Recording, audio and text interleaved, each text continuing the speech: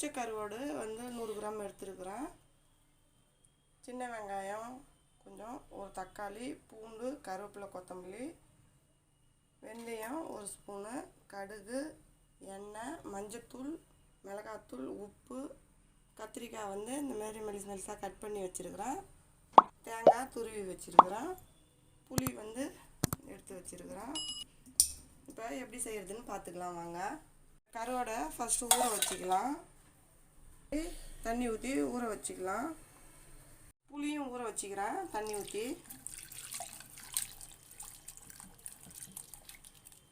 இதுவும் நல்லா ஊறட்டும். வானல் காஞ்சிச்சு, எண்ணெய் ஊற்றிக்கிறேன். நல்லா 2 ஸ்பூன் எண்ணெய் ஊற்றிக்கிறேன் நான்.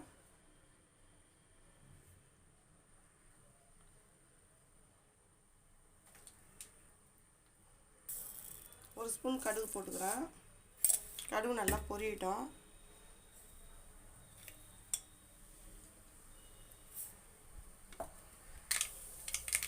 ஒரு டீஸ்பூன் வந்து வெந்தயம் போட்டுக்கிறேன். வெந்தயம் நல்லா பொரியட்டும்.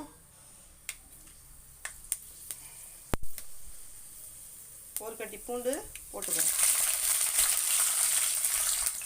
வெங்காயம், சின்ன வெங்காயம் போட்டுக்கிறேன். ஒரு 20 சின்ன வெங்காயம் போட்டுக்கிறேன் நான். நல்லா வதங்கட்டும்.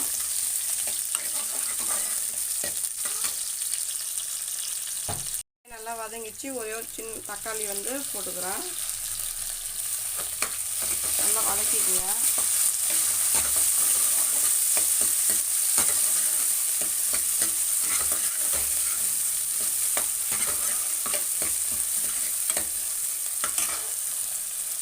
கருவேப்பிலை, கொத்தமல்லி போட்டுக்கிறேன். நல்லா வதக்கிக்கலாம். இதையும் சேர்த்து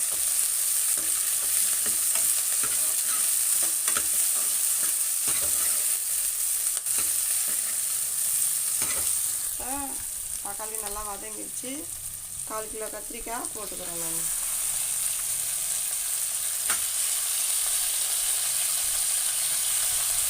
இதையும் போட்டு நல்லா வதக்கிக்குங்க.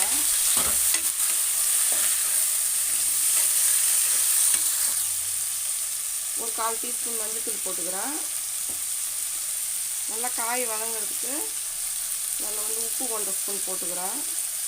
சீக்கிரமாக வதங்கும் அதனால்.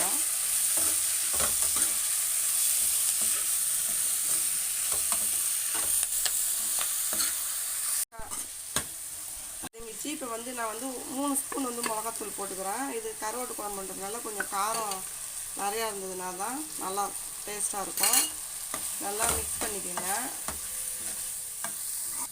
கரைச்சி வச்ச புளி தண்ணியை ஊற்றிக்கலாம். நம்ம ஏற்கனவே கரைச்சி வடிகட்டி தான் வச்சுக்கிறேன். இருந்தாலும் வந்து ஏதாவது இருக்கும், இன்னும் கிட்டிங் ஏதாவது இருக்கும். அதனால் இன்னொரு தடவை நான் அவ்வளோதான். இப்போ நல்லா கலந்து விட்டுக்குங்க. இன்னும் கொஞ்சம் தண்ணி ஊற்றிக்கலாம். தண்ணி நான் இன்னும் கொஞ்சம் ஊற்றிக்கிறேன். இப்போ நான் இதில் 1/2 ஸ்பூன் தான் வந்து உப்பு போட்டிருக்கிறேன். பத்தாது. இன்னொரு 1/2 ஸ்பூன் போட்டுக்கிறேன் நான். நல்லா கலந்து விட்டுக்குங்க. குழம்பு நல்லா கொதிக்கட்டும். கொதித்த உடனே கருவாடு போட்டுக்கலாம். கருவாடுலாம் நம்ம நல்லா அதை இந்தமாரி உப்புலாம் இருக்கும், அதெல்லாம் இப்படி சுரண்டி சுரண்டி எடுத்துக்கலாம். இதுமாரி ஒவ்வொரு கருவாடையாக சுரண்டி சுரண்டி எடுத்துக்கலாம். நம்ம இதில் கொஞ்சம் அந்த இதுவெலாம் இருக்கும், அது பொறுமையாக தான் கொஞ்சம் கழுவி எடுக்கணும்.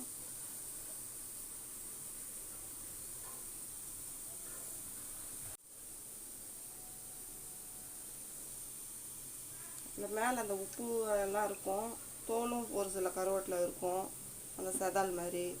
அதெல்லாம் இந்த மாதிரி சுரண்டி எடுத்தோம்னா நல்லா வெள்ளையாக இருக்கும். இப்போ இதெல்லாம் நல்லா எல்லாத்தையும் நல்லா சுரண்டி அலசி வச்சுட்டேன். இன்னொரு தடவை ஒரு 4-5 தடவை அலசிக்கலாம். அப்போ தான் அதில் இருக்கிற உப்பு எல்லாம் போகும். நல்லா இந்த மாதிரிலாம் இருக்கும், அதெல்லாம் எடுத்துடணும்.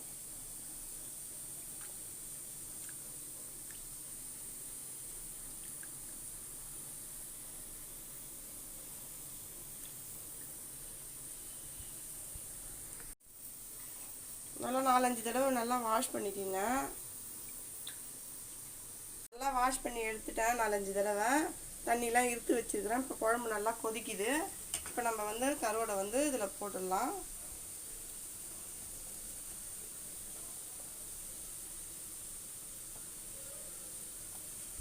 அதெல்லாம் நல்லா கலந்து விட்டுக்குங்க. இப்போ நம்ம போய் தேங்காய் அரைச்சிட்டு வந்துடலாம். குழம்பு கொதிச்சிடுச்சு. கருவாடும் நல்லா சூப்பராக வெந்துடுச்சு. கருவாடும் பாருங்க, கருவாடு நல்லா சூப்பராக வெந்துடுச்சு. இப்போ வந்து நான் தேங்காய் அரைச்சதை ஊற்றிக்கிறேன். நான்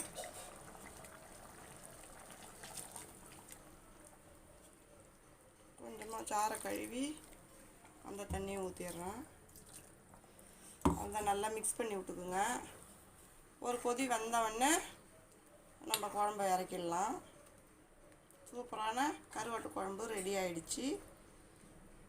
நம்ம கருவாட்டு குழம்பு சூப்பராக ரெடி ஆகிடுச்சு. இந்த வீடியோ பிடிச்சிருந்தா லைக் பண்ணுங்கள், ஷேர் பண்ணுங்கள், கமெண்ட் பண்ணுங்கள். மறக்காமல் நம்ம சேனலை சப்ஸ்கிரைப் பண்ணிவிட்டு பக்கத்தில் இருக்க பெல் ஐக்கான் கிளிக் பண்ணி ஆல்னு கொடுத்துருங்க. தேங்க்ஸ் ஃபார் வாட்சிங்.